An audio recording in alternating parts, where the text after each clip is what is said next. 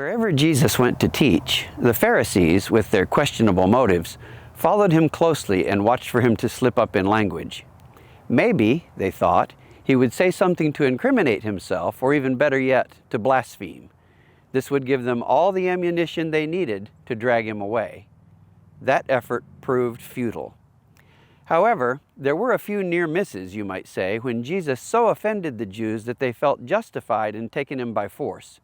One such incident might appear to the English reader as a nothing burger. It appears in John 8 after a long back and forth between Jesus and the Pharisees. In John 8:53, the Pharisees tried to bait him by asking him if he was greater than Abraham. After all, who could be greater than Abraham other than God himself? Jesus didn't take the bait. Rather than comparing himself with Abraham, he told them that he and Abraham were in lockstep agreement. The dialogue picks up in verse 56. Jesus said, "Your father Abraham rejoiced that he would see my day. He saw it and was glad." The Pharisees smelled blood in the water. So the Jews said to him, "You're not yet 50 years old and you have seen Abraham?" Jesus said to them, "Truly, truly, I say to you, before Abraham was, I am." Reading this in English, we get the sense that Jesus had some kind of contact with Abraham in the distant past. Maybe it would be taken as odd, maybe it would even be a little crazy or perhaps audacious. But the reaction of the Pharisees seems disproportionate. Read verse 59.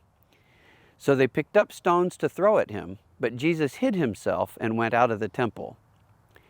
If we were to read this passage in the original language of it, it would reveal that Jesus did not simply claim to have some out-of-body contact with a long-dead patriarch. You see, this phrase, "I am," was the same phrase by which Jehovah God identified himself to Moses at the burning bush in Exodus chapter 3 and verse 14, when God told Moses to declare him to the Pharaoh of Egypt as, "I am who I am."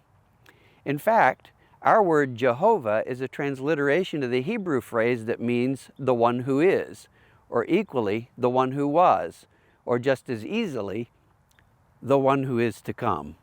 That would give Jesus the power to have been present in Abraham's day, just as he stood before them that day. So that phrase, clearly recognized by the Pharisees as a claim to divinity, describes the very essence of God and especially his eternal nature. That's why they thought they had a legal right to stone him for blasphemy. He's claiming to be the one who is. If God is hard to define, it's because he is self-defined. I am who I am. There have been many attempts to define God as whatever society or even a particular person wants him to be or demands him to be. But that's not reflective of a true belief in God. We do not get to define him or delimit him. He is who he is. It is who he has always been and ever will be. Jesus was the physical manifestation of that God, and even death by crucifixion only confirmed it. So how do we respond to such a being? It is certainly not by demanding that he conform to our standards or that he be what we expect of him. True belief in God is accepting who he is despite our own desires or imaginations for what we might make of him. He created us in his image. We don't get to create him in ours.